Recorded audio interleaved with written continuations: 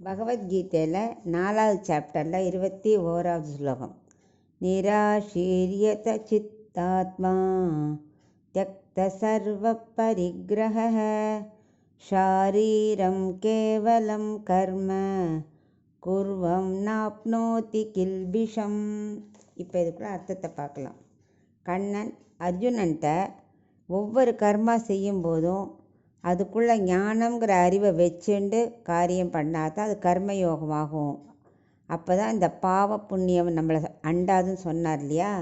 இப்போ என்ன சொல்கிறாருன்னா 21, 22, 23 இந்த 3 ஸ்லோகமுமே யார் யாருக்கு பாவமும் இந்த சம்சார சாகரமும் தீண்டாது அப்படின்னு விளக்கமாக சொல்கிறார். இப்போ நம்ம 21ஆம் ஸ்லோகத்துக்குள்ளே அர்த்தத்தை பார்க்கலாம்.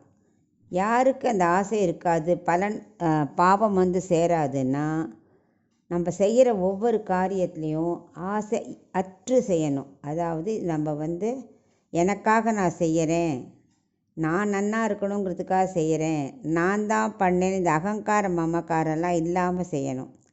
ரெண்டாவது, எந்த காரியம் பண்ணாலும் பலன் உயர்ந்த பலனாக இருக்கணும். இது பகவத் சங்கல்பம், கிருஷ்ணனுக்காக பண்ணுறேன், நான் செஞ்சால் இது மாதிரி பண்ணால் கிருஷ்ணன் பிரீத்தி அடைகிறார் அப்படின்னு அதை மைண்டில் வச்சுட்டே செய்யணும்.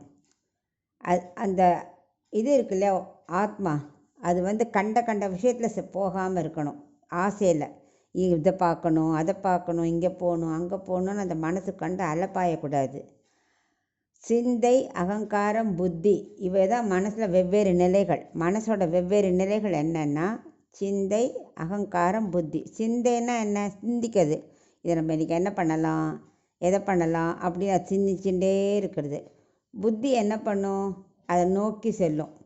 நம்ம அது உறுதியாயிடும், இதை நம்ம செய்யணும் இன்றைக்கி அப்படின்னு மனசில் ஒரு உறுதி ஏற்படும்.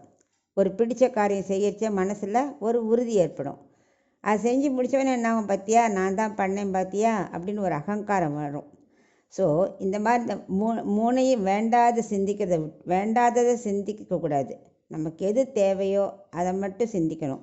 ஸோ வேண்டாததை சிந்திச்சுண்டு அதை அடையிறதுக்கு அறிவுங்கிற உறுதியை எடுத்துண்டு அப்புறம் கிடைச்சோடனே மமக்கார அகங்காரத்தை ஏற்படுத்துறதெல்லாம் கூடாது. இதெல்லாம் யார் செய்யாமல் இருக்காளோ, எந்த ஆசை அபிமானத்தை விட்டுட்டு செய்கிறானோ அவனுக்கு கர்மயோகம் ஆட்டோமேட்டிக்காக வந்துடும்.